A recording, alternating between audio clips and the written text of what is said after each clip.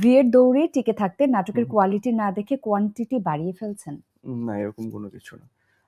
Views নিয়ে অনেক বেশি আমি চিন্তা করি না আসলে। যদি কন্টেন্ট ভালো হয় ভিউজ এমনিতেই হবে। প্রীতম হাসান আপনাকে আনফলো করার কারণ কি? না, ভাই তো আমাকে ফলো করে। কে বলছে আনফলো করে? আনফলো এই যে করে না। আমাদের টিম বলেছে, আমি না, না, মিথ্যা না, বলি নাই। আমাকে ফলো করে প্রীতম ভাই। আনফলো করেছিল?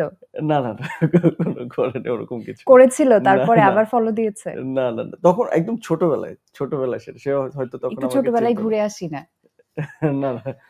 ঘুরে আসার কিছু নাই। প্রীতম ভাইয়ের সাথে আমার সম্পর্ক অনেক আগে থেকে। তার ফার্স্ট ওয়েব ফিল্ম ছিল রেদন রনি ভাইয়ের। রেদন রনি ভাইয়ের কি যেন নাম ছিল?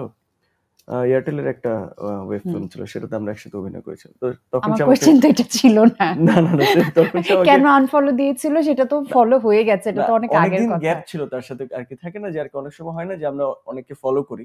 তবে একটা দীর্ঘ সময় যায় বাট তাদের সাথে কোনো ইন্টারেকশন হয় না, কানেকশন হয় না। তখন আমরা থাকে না ফ্রেন্ড লিস্টে যেমন ছাঁটাই করি বা ফলো লিস্টে যেমন ফলোইং যাদেরকে তাদেরকেও তো ছাঁটাই করি। এটা আমিও করেছি, হয়তো বা আপনিও করেছেন বা এটা সবাই করে তখন। বাট যখন আবার অনেকদিন পর ইন্টারেকশন হয়েছে সবকিছু হয়েছে সে আমাকে ফলো মানে করেছে। কোনো মিসআন্ডারস্ট্যান্ডিং বা না, কিছু ছিল নাথিং, না? নাথিং। ওকে, ওকে।